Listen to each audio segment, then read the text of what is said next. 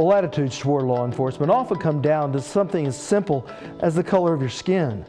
In a national poll, 59% of white Americans report having confidence in the police, but only 37% of black Americans do. It's a distrust that we've seen play out on the streets in city after city when police actions lead to a powder keg of racial tensions. I asked Chief Bill Citty how OKCPD has avoided similar turmoil, and his answer comes down to just two words: community relations.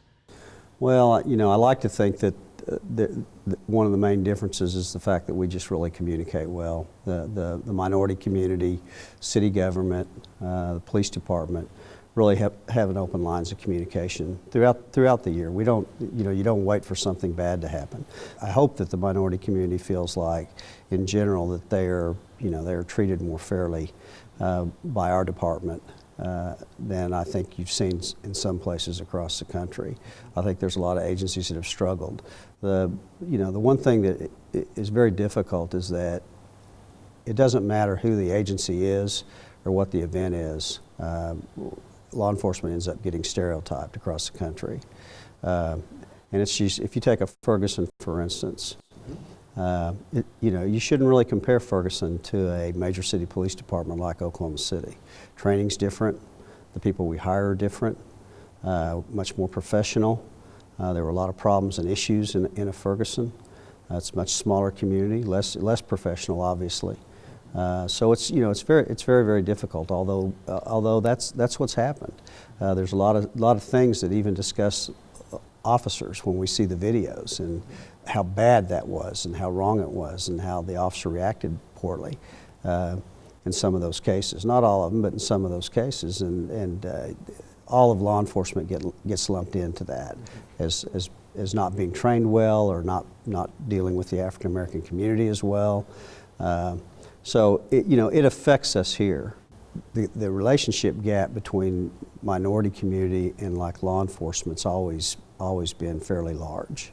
I mean, when I came down here 38 years ago, there was a distrust. I mean, it was historical. It was something that had grown up had gone from generation to generation. And if you look back into the 50s and 60s, and even further back, there was a tremendous amount of discrimination in the way the minority communities were treated. And so, those are individuals that are still with us today. Those are individuals that live that and breathe that and have passed some of that down, and that's hard to overcome. It takes, you have to work at it very, very hard. And I think we do here. I think we have a very strong minority community and that's willing to communicate about the issues, and a government here that's really willing to listen and try to make changes for the better. So it's really about communication. It's really about developing those relationships and trying to have them. It's not perfect. We still have those tensions here. We still have some of the distrust here. Still makes it hard for us to recruit African Americans because of that distrust. But I think overall it is better here. So how do you break the cycle?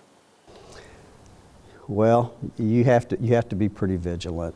I mean, you have to get to know each other. You have to be face to face in an environment other than arrest situations. You don't build relationships taking one call after another in situations that are volatile, situations where we may have to arrest somebody. You have to have those discussions with each other and get to know each other constantly.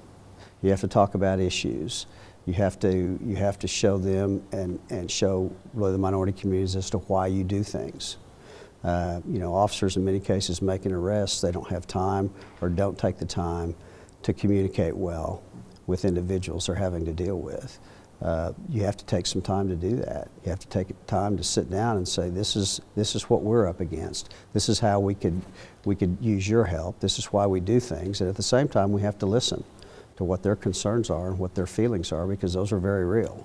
And we have to try to respond to those. And we have to be responsible. If there's changes that need to be made, then a police agency has to be willing to make it.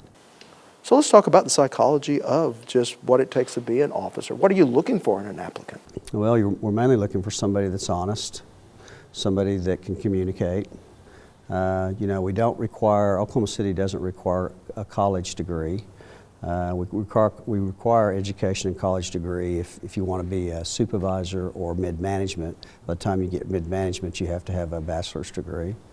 But we don't on entry. We're looking for primary character, you know, those types of things, and honesty, and are they able to communicate? You don't have to have an education to necessarily be able to communicate very well.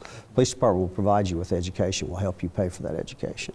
So we're looking for good, honest, you know, people that really are interested in the profession and feel like they can communicate well with a very diverse group of people. Because Oklahoma City, all communities are becoming a lot more diverse, and department needs to be able to work within that community. Yet law enforcement remains largely white and male. Females make up between 4 and 5% of the department, while Hispanics and African Americans, they each make up independently about 8% of the state's largest law enforcement department. Now when we return, we look at work underway to change that.